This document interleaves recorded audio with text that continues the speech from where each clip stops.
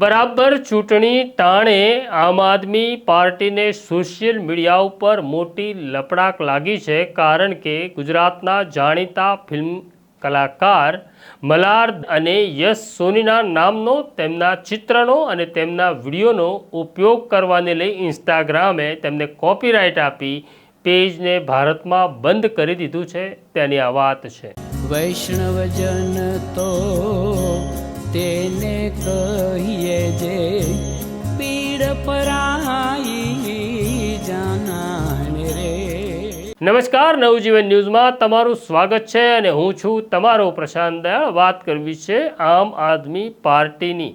અત્યારે સમય એવો છે કે ચૂંટણી બરાબર જામી છે અને આ ચૂંટણીની અંદર સોશિયલ મીડિયાનો કોઈએ ભરપૂર ઉપયોગ કર્યો હોય અને જેનો ફાયદો થઈ રહ્યો હોય તો તેવી આમ આદમી પાર્ટી છે. પરંતુ સોશિયલ મીડિયાનો ફાયદો લેવામાં આમ આદમી પાર્ટીની ટીમ કાચું કાપી ગઈ, અને કાચું એવું કાપ્યું કે છેલ્લો દિવસ અને સાહેબ નામની બે ગુજરાતી ફિલ્મોમાં જે સંવાદ હતા તેને કટ કર્યા, જેમાં મલ્હાર અને યશ સોનીના હતા.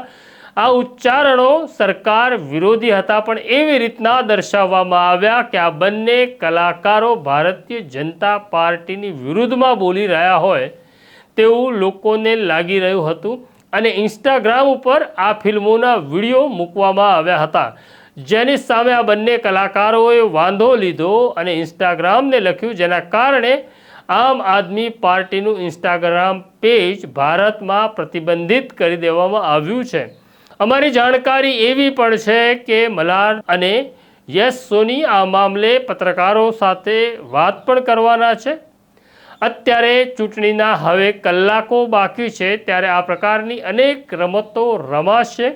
આપણે નાગરિક તરીકે માત્ર એટલું જ કરવાનું છે કે આપણને જે પક્ષ કે જે ઉમેદવાર ગમતો હોય તેને મત આપવાનો છે. મત આપવો એ નાગરિક તરીકેની આપણી જવાબદારી અને ફરજ છે. બસ આપણે આટલી જ ફરજ અદા કરીએ કે અચૂક મતદાન કરીએ.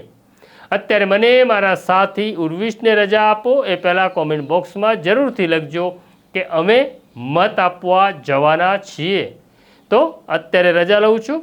આવીશ પાછો નવા વિષય સાથે. નમસ્કાર.